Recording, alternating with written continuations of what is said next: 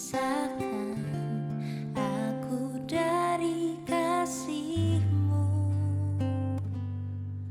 Bapa. Ajarku selalu hormati-Mu, ajarku turut perintah-Mu, berikan ku hati untuk menyembah-Mu dan bersyukur setiap waktu, seperti Bapa sayang anaknya. Demikianlah Engkau mengasihiku, Kau jadikan biji mata-Mu, Kau berikan semua yang ada padamu, seperti Bapa sayang anaknya. Demikianlah Kau menuntun langkahku, hari depan indah Kau beri, rancangan-Mu yang terbaik bagiku.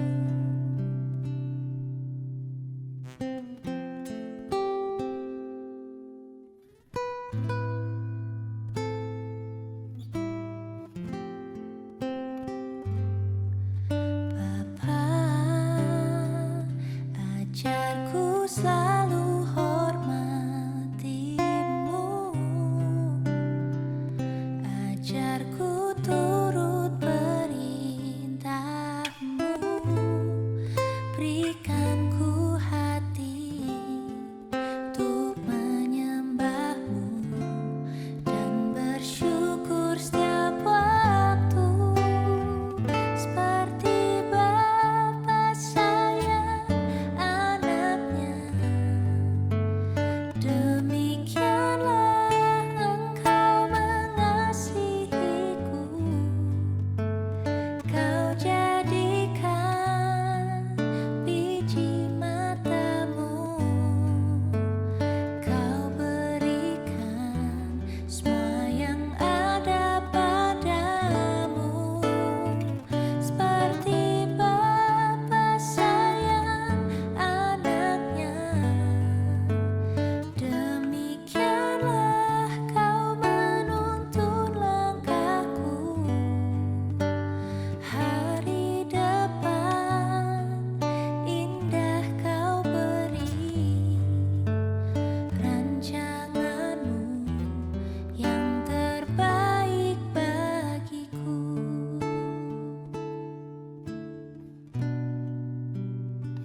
Seperti Bapa sayang anaknya, demikianlah Kau menuntun langkahku, hari depan indah Kau beri, rancangan-Mu yang terbaik bagiku.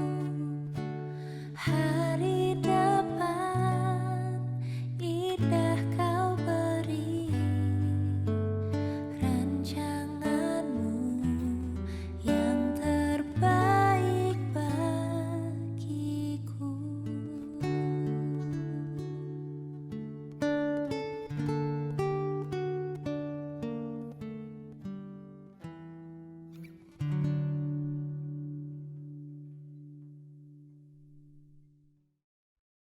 Bapak Ibu yang dikasihi Tuhan Yesus Kristus, Shalom, selamat pagi. Kami sungguh bersukacita dan bersyukur dapat kembali berjumpa dengan Bapak Ibu pada kebaktian minggu ini. Selamat bergabung bersama kami. Kiranya kasih persahabatan dari Bapa melimpah atas diri saudara. Apabila Bapak Ibu membutuhkan informasi lebih lanjut terkait GKI Banjarnegara, dapat menghubungi majelis jemaat yang bertugas dalam ibadah ini, atau dapat menghubungi kantor gereja pada jam kerja Selanjutnya akan saya sampaikan beberapa warta. Yang pertama, ibadah online minggu ini dilayani oleh Pendeta Edward Christian Tambunan dari GKI Beringin, Semarang. Atas pelayanannya, Majelis dan Jemaat GKI Banjarnegara mengucapkan terima kasih. Semoga firman yang disampaikan menjadi berkat bagi anggota jemaat dan simpatisan di Jemaat GKI Banjarnegara. Yang kedua, menimbang situasi terkini mengenai perkembangan COVID-19 di beberapa daerah, maka semua kegiatan gerejawi di GKI Banjarnegara yang dilaksanakan secara live streaming atau online diperpanjang sampai dengan tanggal 31 Agustus 2021. Selanjutnya akan diadakan evaluasi sesuai dengan perkembangan yang terkini. Ketiga, berita duka. Telah berpulang ke rumah Bapa di sorga, Bapak Ko Ching Tin atau Bapak Sudarwanto, paman dari Ibu Yanlan Pratiwi, dalam usia 79 tahun pada hari Senin tanggal 2 Agustus 2021 di Rumah Sakit JIH Yogyakarta dan telah dikebumikan hari Rabu 4 Agustus 2021 di TPU Bom, Karangtengah, Banjarnegara. Segenap majelis dan jemaat GKI Banjarnegara mengucapkan turut berduka cita.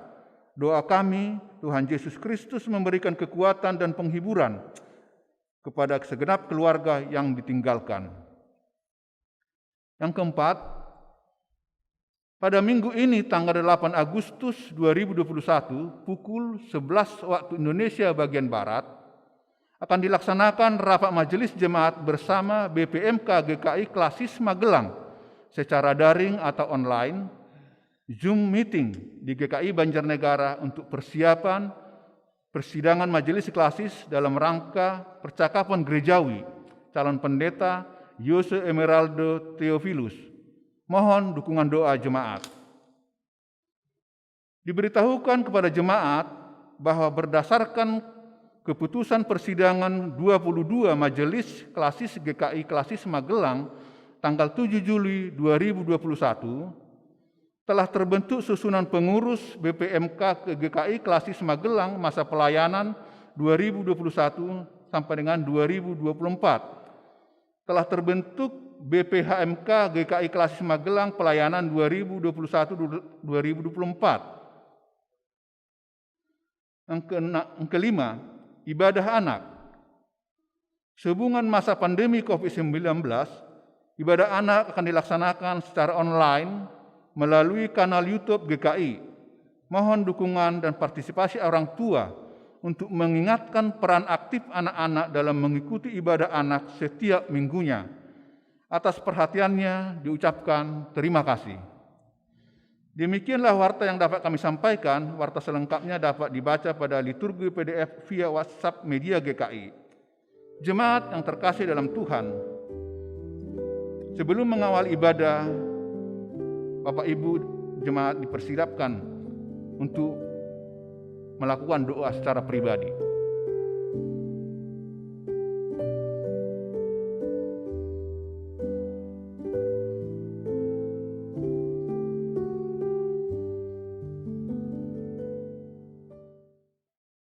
Bapak Ibu yang dikasihi Tuhan, mari kita bangkit berdiri memulai kebaktian kita ini. Aku hendak memuji Tuhan pada segala waktu. Puji-pujian kepadanya tetap di dalam mulutku. Orang yang tertindas ini berseru, dan Tuhan mendengar. Ia menyelamatkanku dari segala kesesakan. Aku telah mencari Tuhan, lalu Ia menjawab aku. Dan melepaskan aku dari segala kegentaranku. Tujukanlah pandanganmu kepadanya, maka mukamu akan berseri-seri. Marilah kita bersama-sama memasyurkan namanya. Mari kita memuji Tuhan dari NKB nomor 3, Terpujilah Allah.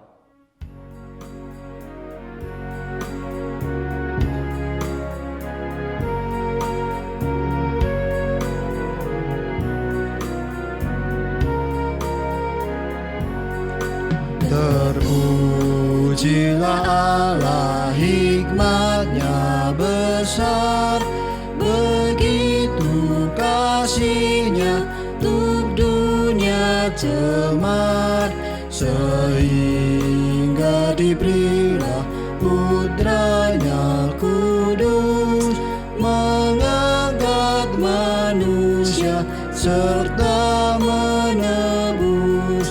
Pujilah, pujilah, buatlah dunia bergemar, bergemar, mendengar suaranya. Dapatkanlah Allah demi Putranya, beri puji padanya sebab hikmat-Nya.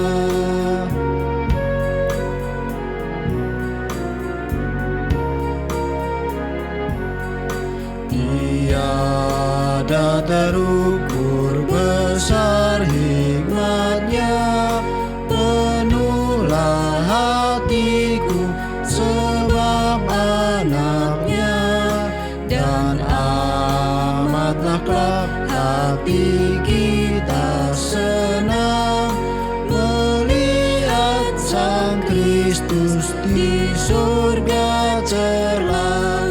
Pujilah, pujilah, buatlah dunia bergemar, bergemar, mendengar suaranya.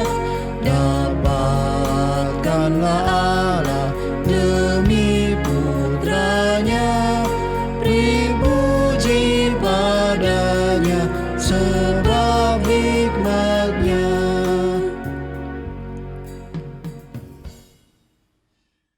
Jemaat GKI Banjarnegara yang terkasih, marilah kita bersama-sama menguduskan ibadah ini dengan pengakuan bahwa ibadah ini berlangsung dalam anugerah dan persekutuan dengan Allah Bapa, Putra, dan Roh Kudus yang kasih-Nya kekal sampai selama-lamanya. Amin.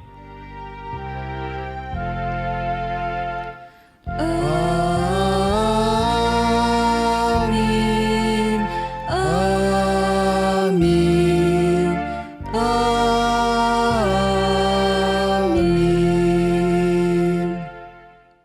Bapak Ibu, mari kita bersatu dalam doa, mengakui segala dosa-dosa kita kepada Tuhan.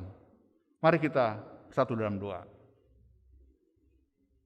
Allah Bapa yang bertahta dalam kerajaan surga, Allah yang kami kenal dan kami sembah dalam nama Tuhan Yesus Kristus.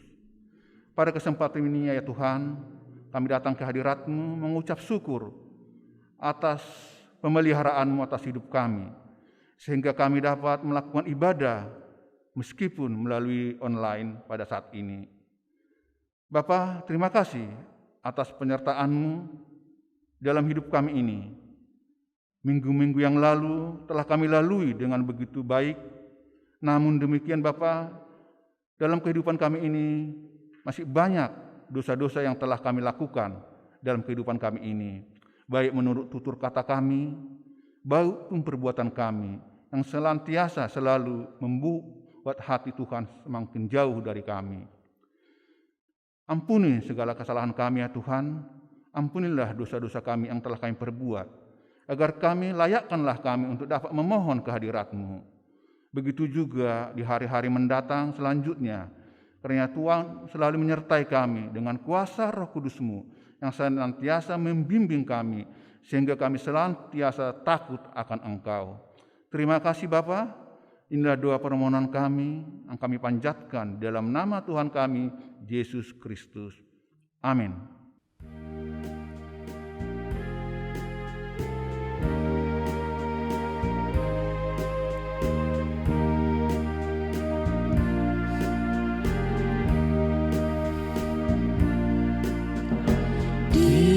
Hatiku ya Yesus, Tuhan bersabdalah,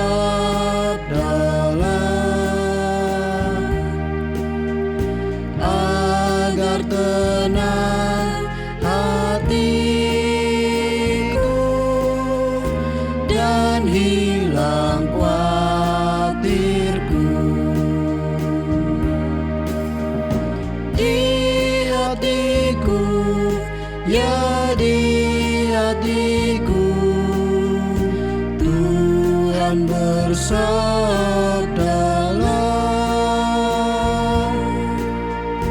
ku berserah, pasrah penuh, bersabdalah ya Tuhan.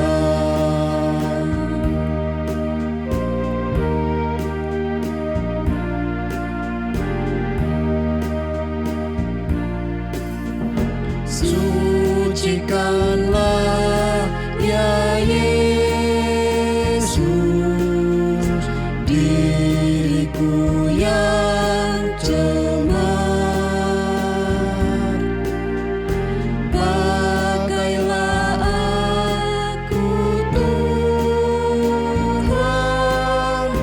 meraih yang sesat.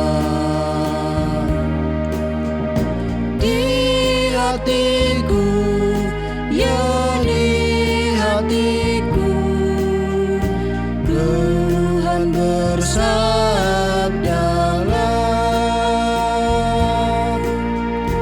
ku berserah, pasrah penuh, bersabdalah ya Tuhan.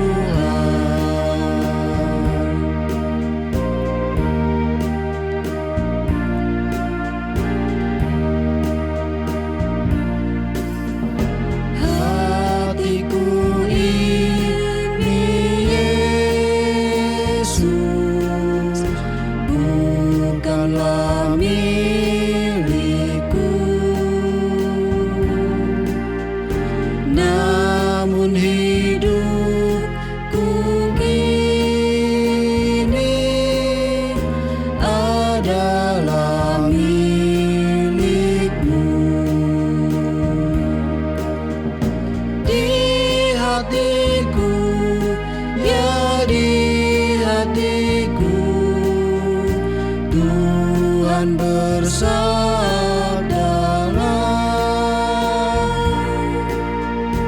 ku berserah, pasrah penuh, bersabdalah ya Tuhan.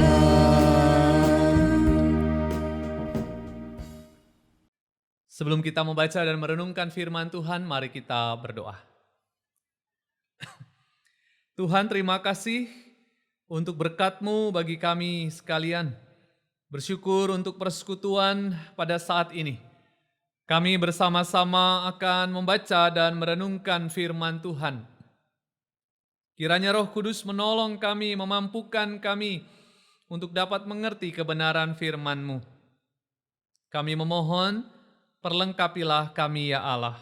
Di dalam nama Tuhan Yesus kami berdoa. Amin. Kita akan perhatikan pembacaan firman Tuhan. 1 Raja-Raja 19 ayat 4 sampai ayat yang ke-8. 1 Raja-Raja 19 ayat 4 sampai ayat yang ke-8 demikian. Tetapi ia sendiri masuk ke padang gurun sehari perjalanan jauhnya, lalu duduk di bawah sebuah pohon arar. Kemudian ia ingin mati, katanya, "Cukuplah itu. Sekarang ya Tuhan, ambillah nyawaku, sebab aku ini tidak lebih baik daripada nenek moyangku." Sesudah itu ia berbaring dan tidur di bawah pohon arar itu. Tetapi tiba-tiba seorang malaikat menyentuh dia serta berkata kepadanya, "Bangunlah, makanlah." Ketika ia melihat sekitarnya, maka pada sebelah kepalanya ada roti bakar dan sebuah kendi berisi air. Lalu ia makan dan minum, kemudian berbaring pula. Tetapi malaikat Tuhan datang untuk kedua kalinya dan menyentuh dia serta berkata, "Bangunlah, makanlah, sebab kalau tidak perjalananmu nanti terlalu jauh bagimu." Maka bangunlah ia lalu makan dan minum, dan oleh kekuatan makanan itu, ia berjalan 40 hari 40 malam lamanya ke gunung Allah, yakni Gunung Horeb.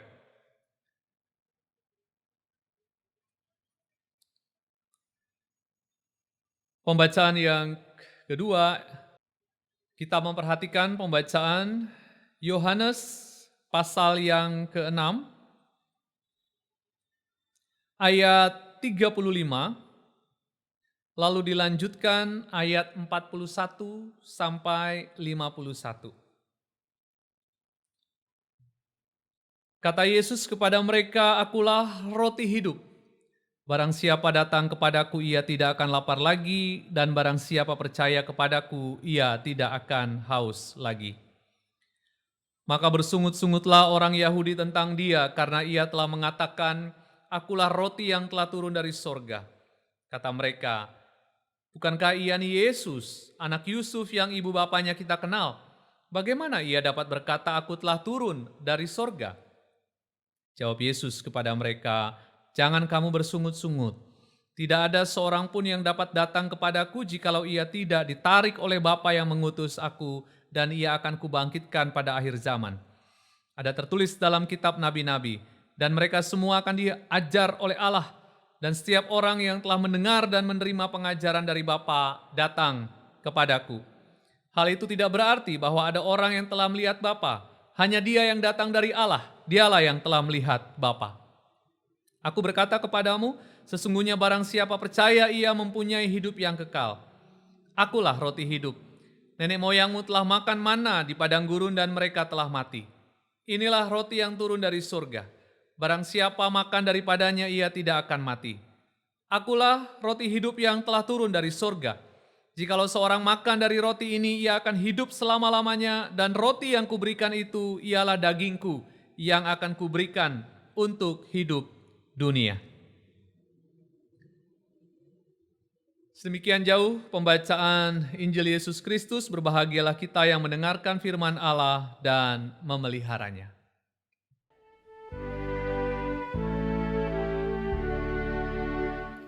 Haleluya, haleluya, haleluya.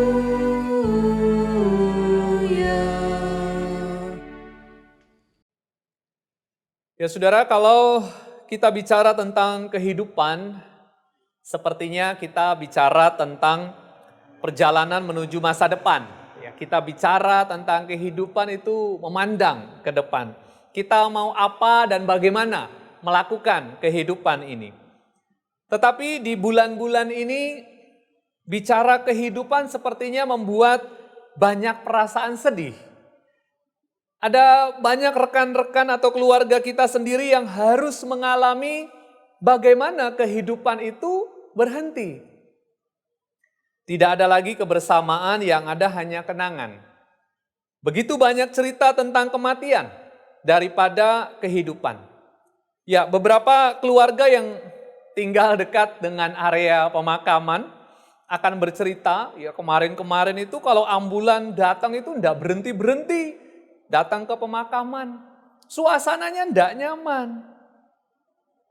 Tetapi bukankah makna kehidupan salah satunya adalah bagaimana kita harus berjuang untuk hidup. Dan kehidupan itu akan semakin bermakna jika kita paham betul bahwa hidup itu milik Tuhan dan kehidupan di dunia itu terbatas. Sehingga pemahaman iman kita mengatakan kita bisa tetap hidup walau kita harus mengalami kematian sekalipun. Ya, ini bukan sebuah khotbah di tengah pemakaman atau pelayanan kedukaan, tetapi tema hari ini juga mau menguatkan kita. Bagaimana kita memaknai kehidupan dengan dasar iman yang benar. Kita akan memperhatikan beberapa hal di dalam pembacaan kita melalui firman Tuhan. Yang pertama dalam Yohanes 6 ayat 35, Yesus menyatakan dirinya dengan kalimat, "Akulah roti hidup. Barang siapa datang kepadaku, ia tidak akan lapar lagi, dan barang siapa percaya kepadaku, ia tidak akan haus lagi." Lalu kita membaca bahwa ada banyak orang yang tidak setuju, lalu bersungut-sungut, sebab mereka sudah tahu Yesus ini nih anaknya Yusuf dan Maria. Dan tentu saja mereka ini bukan keluarga yang dari surga. Kecilnya aja tahu kok. Tetapi pernyataan Yesus tidak berubah. Sebab kita tahu bahwa yang Yesus maksud adalah sebuah kehidupan kekal bersama dengan Allah. Kata datang. Kata datang itu berasal dari kata Yunani erkomai yang berarti bukan hanya menghampiri, bukan hanya datang menghampiri, tetapi erkomai itu sudah tiba, sudah masuk, sudah ada. Itu kalau duduk itu dia sudah mapan. Gitu. Itulah erkomai. Barang siapa datang kepadaku, barang siapa sudah ada bersamaku, ada di sampingku. Itulah maknanya. Kata percaya yang disebutkan oleh Yesus berasal dari kata pisteo. Kata pisteo menunjuk kepada percaya, tetapi bukan hanya sekedar percaya bahwa di peta ada kota Banjarnegara. Enggak begitu. Pisteo itu menunjuk kepada sudah lahir baru, sudah mengalami perubahan. Nah, itulah kata percaya yang dimaksud. Dengan kata lain, Yesus mau katakan bahwa yang dapat merasakan dan menikmati kehidupan kekal bersama dengan Allah adalah mereka yang datang, sudah ada bersama dengan Yesus, lalu percaya penuh dan lahir baru sebagai manusia baru. Bukan cuma Kristen di KTP, bukan cuma Kristen di gereja, tetapi sungguh ada perubahan dan itu melalui iman kepada Yesus. Ya memang kita membaca sih ada yang bersungut-sungut dan ini aneh. Sebab mereka minta diajar oleh Yesus bagaimana caranya mendapat roti dari surga. Ketika Yesus menunjukkan, mereka malah menolak. Mereka justru menilai dari apa yang mereka ketahui. Dan ini menghambat kesempatan untuk menerima keselamatan. Nah saudara, sejujurnya kita memahami bahwa Yesus adalah Tuhan dan Juru Selamat. Tetapi kita menerimanya. Seringkali kita mengukur dengan apa yang kita pahami. Yesus katakan kita harus tinggal di dalam Yesus dan lahir baru. Kapan lahir barunya? Ya ketika kita masih ada di dunia. Bukan nanti nunggu mati baru lahir baru. Bukan itu. Jadi selama kita di dunia dan percaya kepada Yesus, maka hidup baru itu harus dinampakkan dalam kehidupan sehari-hari. Benar bahwa ada kesusahan. Benar bahwa pandemi ini bikin kita takut. Sungguh bahwa kita jadi susah hati pada hari-hari ini. Tetapi standar Tuhan tidak berubah. Tuhan mau kita tetap ada di dalam Yesus dan menunjukkan pada dunia bahwa kita berbeda. Sikap hidup kita berbeda. Sebab ada buah-buah roh. Dalam ketakutan sekalipun kita percaya bahwa Tuhan itu ada bersama dengan kita. Memang susah, memang ada kesedihan, tetapi pertolongan kita akan tetap nyata. Sebab kalaupun dalam kesusahan dan penderitaan kita harus mengalami kematian sekalipun, maka sebuah kematian hanyalah sebuah proses menuju kehidupan selanjutnya. Jika kita percaya bahwa Yesus adalah Tuhan dan Juru Selamat, maka kita akan percaya bahwa kesulitan hidup ini tidak akan membuat kita jauh dari Tuhan. Kesusahan hidup tidak akan menjatuhkan kita. Kita percaya sebab Yesus adalah roti hidup yang akan menghidupkan kita, menolong kita, memampukan kita, dan memberi kehidupan setelah kematian sekalipun. Hal yang kedua, kita juga belajar tentang pertolongan Tuhan kepada Elia. Namun kita melihat ada kelemahan manusia yang jangan-jangan juga kita lakukan. Di dalam 1 Raja-Raja 19 kita memperhatikan bagaimana Elia ketakutan. Melarikan diri dan minta mati saja. Ini Elia, saudara. Kita mungkin heran ya. Wah, nabi sehebat ini malah minta mati. Mengapa Elia takut dengan intimidasi Isabel setelah dia mengalahkan ratusan nabi Baal? Selama ini dia sangat berani membawa nama Allah dan menegur kesalahan siapapun. Tetapi kenapa sekarang dia sampai minta mati segala? Ada beberapa alasan yang bisa kita temukan. Yang pertama, Elia pasti tidak berpikir dengan realistik. Elia berpikir pendek karena dia dikuasai oleh ketakutan sehingga gagal memahami persoalan. Dia tahu ancaman ini tidak datang dari Tuhan, bukan. Tetapi dari manusia yang hidupnya jauh dari Tuhan. Dia nggak berpikir jernih. Namun ketakutan itu sungguh luar biasa. Ya, nanti kita akan mencoba memahami mengapa ketakutan ini menjadi luar biasa. Seandainya Elia tidak dikuasai ketakutan, dia akan berpikir lebih baik. Kadang-kadang kita juga seperti ini ya saudara. Pikiran jadi pendek karena dikuasai oleh ketakutan. Hati-hati. Kekuatan pikiran ini sangat mempengaruhi. Bisa menaikkan imun tubuh atau menjatuhkan imun tubuh. Kekuatan pikiran ini bisa membawa kita kepada Allah dengan lebih dekat atau justru menjauhkan kita dari Allah. Kedua, Elia memisahkan diri dari hubungan yang menguatkan. Di ayat sebelumnya, Alkitab berkata bahwa Elia meninggalkan bujangnya dan pergi sendirian. Orang yang lemah adalah orang yang kesepian. Harusnya Elia bersama dengan kawan yang bisa menguatkan. Ini adalah hal yang terbaik. Saudara-saudara yang isoman di rumah, yang karantina di berbagai tempat, dalam kesendirian itu butuh teman. Sapalah mereka, ngobrol lah. Tapi bukan menghakimi. Oh ini mesti ngeluyur, ini mesti sembrono dan sebagainya. Tidak perlu menghakimi, bukan itu yang dibutuhkan. Tetapi teman yang menguatkan. Elia punya teman, tetapi dia meninggalkan temannya itu. Dan itu membuat dirinya semakin lemah. Ketiga, seorang penulis memberikan analisa secara psikologis demikian. Elia masuk dalam akibat buruk dari sebuah kemenangan. Ada analogi yang baik.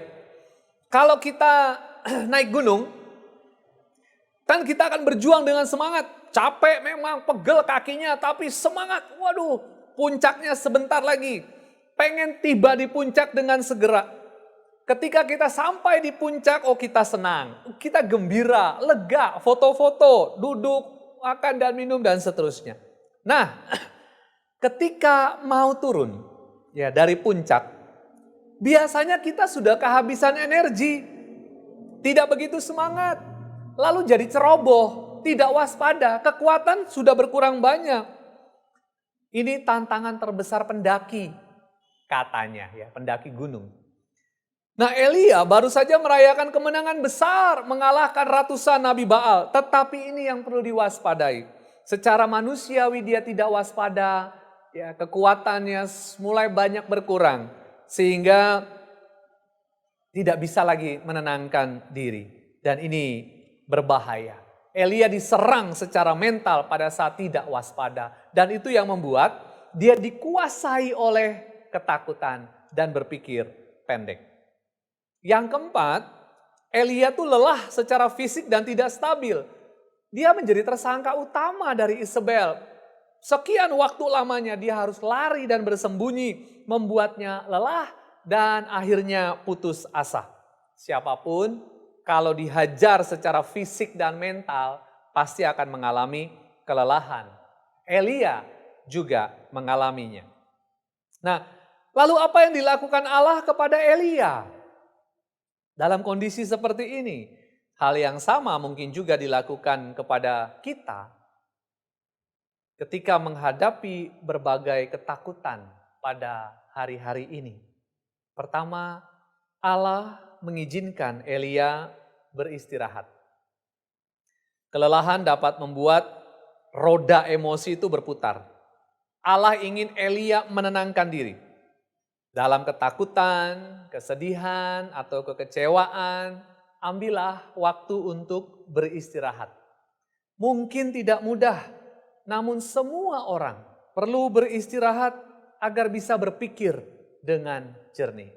Allah mengizinkan Elia beristirahat. Kedua, Allah berkomunikasi dengan Elia dan Elia mau mendengar. Ini membuat kita juga sadar bahwa waktu bersama dengan Allah itu sangat diperlukan.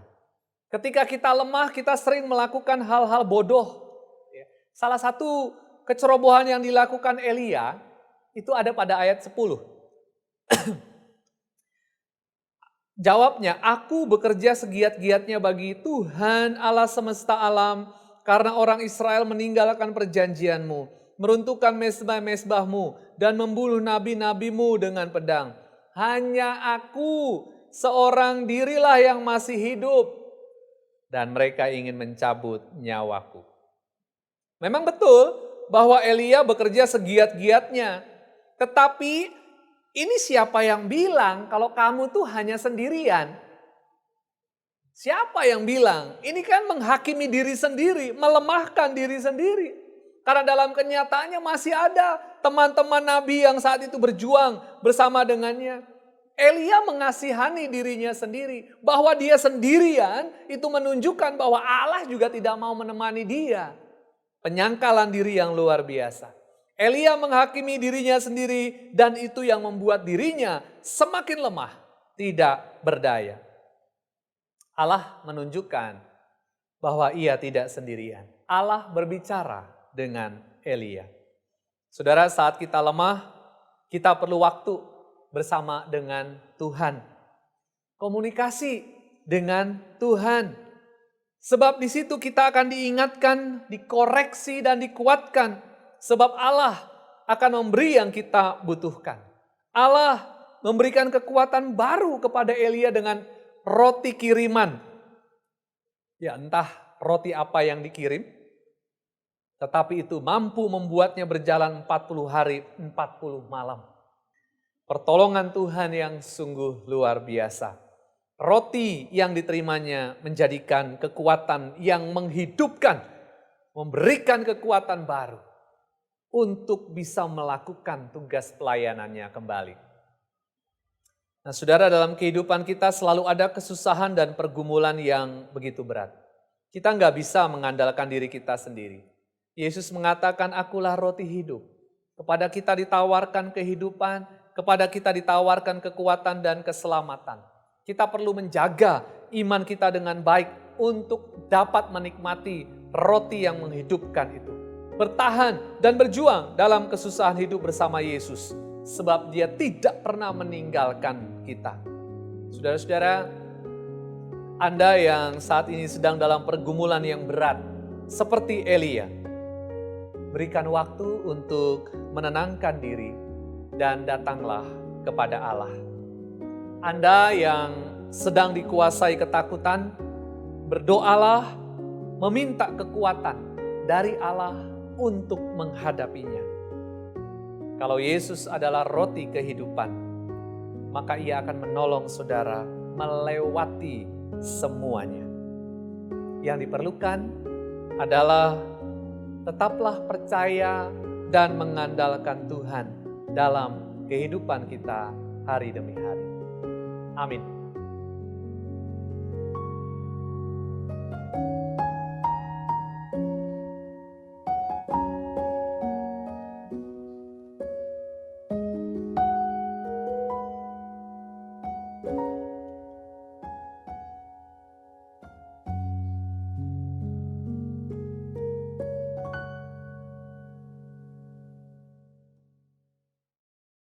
Marilah saat ini kita bersama mengikrarkan pengakuan iman kita sesuai dengan pengakuan iman rasuli yang berbunyi demikian. Aku percaya kepada Allah, Bapa yang Maha Kuasa, Khalik langit dan bumi, dan kepada Yesus Kristus, anaknya yang tunggal Tuhan kita, yang dikandung dari Roh Kudus, lahir dari anak darah Maria, yang menderita sengsara di bawah pemerintahan Pontius Pilatus, disalibkan, mati dan dikuburkan, turun ke dalam kerajaan maut. Pada hari yang ketiga bangkit pula dari antara orang mati, naik ke surga, duduk di sebelah kanan Allah, Bapa yang Maha Kuasa. Dan dari sana ia akan datang untuk menghakimi orang yang hidup dan yang mati. Aku percaya kepada Roh Kudus, gereja yang kudus dan am, persekutuan orang kudus, pengampunan dosa, kebangkitan orang mati, dan hidup yang kekal. Amin. Mari kita sama-sama menaikkan doa syafaat. Tuhan, terima kasih firman Tuhan hari ini mengingatkan kami bahwa sebagai manusia kami punya banyak sekali kelemahan dan keterbatasan. Kami seringkali dikuasai ketakutan. Kami merasa khawatir dan cemas, dan itu membuat kami tidak bisa berpikir dengan baik. Ampunilah kami ya Allah. Ajar kami untuk memandang kepada Allah. Karena segala hal yang kami alami, semua ada di dalam kuasa Allah. Berikan kami kekuatan untuk menjalani dan menghadapi pergumulan kami masing-masing. Berkati jemaat-Mu GKI Banjarnegara di dalam kehidupan berjemaat, dalam pertumbuhan bersama-sama, agar mereka juga bertumbuh dalam kualitas iman yang baik. Berkati seluruh rencana, kegiatan, pelayanan yang dilakukan. Kiranya Tuhan yang memberkati jemaat-Mu. Kami berdoa untuk saudara-saudara kami yang sakit, baik karena pandemi ini, maupun karena sakit yang lama mereka derita. Tuhan menjamah mereka, Tuhan menolong mereka.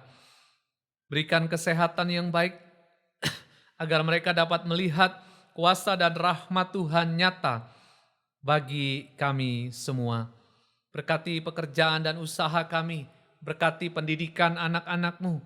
Kiranya semuanya dalam anugerah dan rahmat Tuhan, kami menjalaninya bersama dengan Tuhan. Kami memohon agar Tuhanlah yang menolong dalam kehidupan berjemaat, dalam kehidupan keluarga, dalam karir kami, dalam usaha-usaha kami. Pimpin kami, ya Allah. Jika ada persoalan-persoalan yang kami hadapi, berikan jalan keluar yang terbaik, karena kami mau mengandalkan Tuhan seutuhnya. Terima kasih ya Allah Bapa, kami menyerahkan seluruh kehidupan kami ini ke dalam tangan-Mu. Di dalam nama Tuhan Yesus yang juga telah mengajar kami berdoa bersama.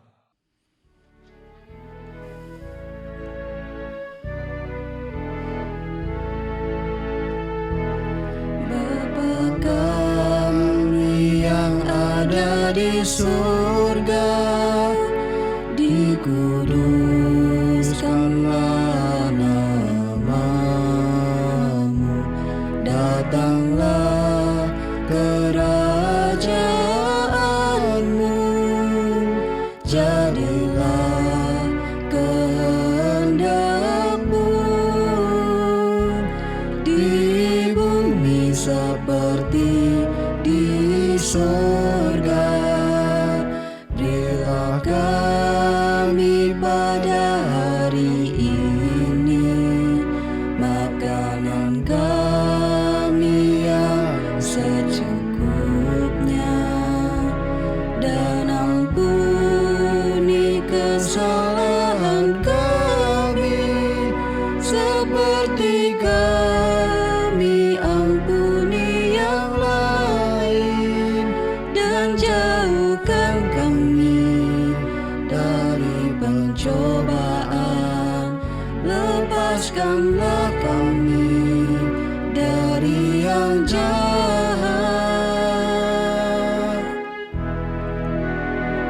Sebab Engkau yang punya kerajaan, serta kuasa dan kemuliaan sampai selama-lamanya.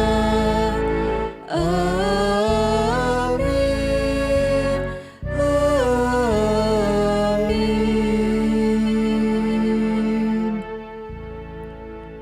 kita menyatakan ungkapan syukur dan pemberian diri kita melalui pengumpulan persembahan.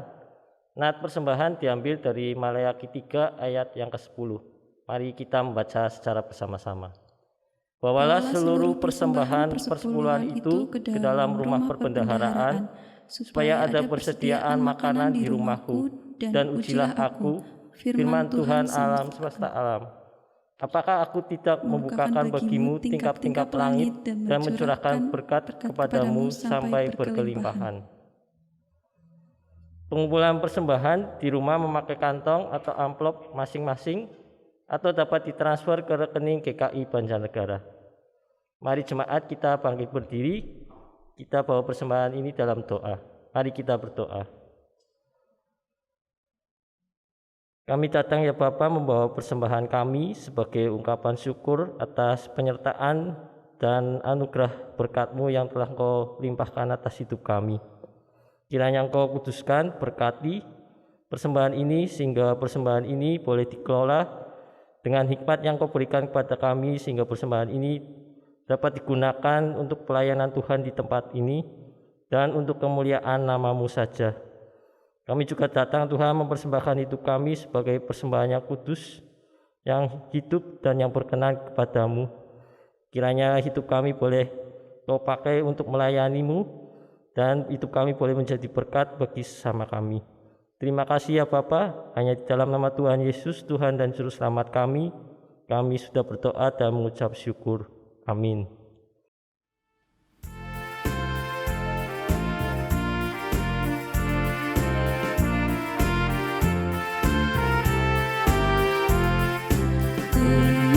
Berjalan dengan Juru Selamatku di lembah berbunga dan berair sejuk. Ya kemana juga aku mau mengikutnya, sampai aku tiba di negeri Baka. Ikut Tuhan Yesus, ku tetap mendengar dan mengikutnya. Ikut Tuhan Yesus, ya kemana juga ku mengikutnya.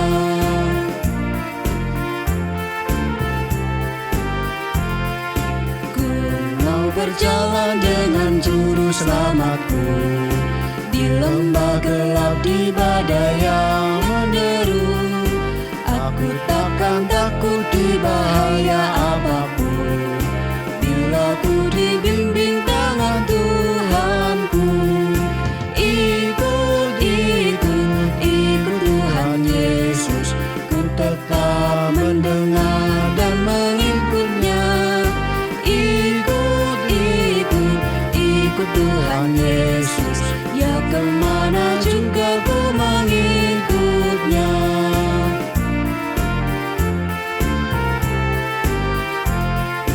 Bersama Juru Selamat hatiku teguh, di lembah dan bukit yang perlu ku tempuh. Tuhanku membimbing aku pada jalannya, yang menuju rumah Allah yang baka. Ikut Tuhan Yesus, ku tetap mendengar dan mengikutnya. Ikut Tuhan Yesus, ya kemana juga ku mengikutnya.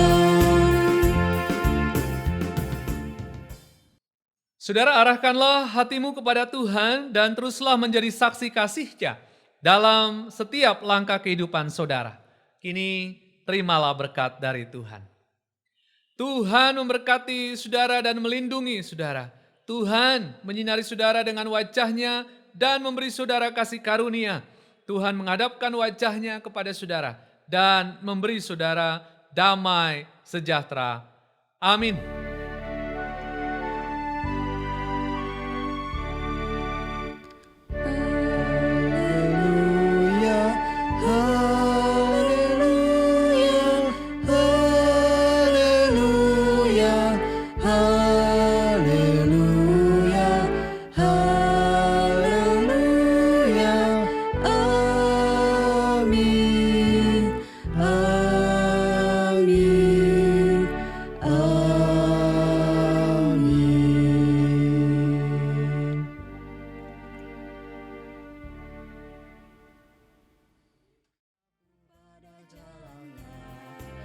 yang menuju rumah Allah yang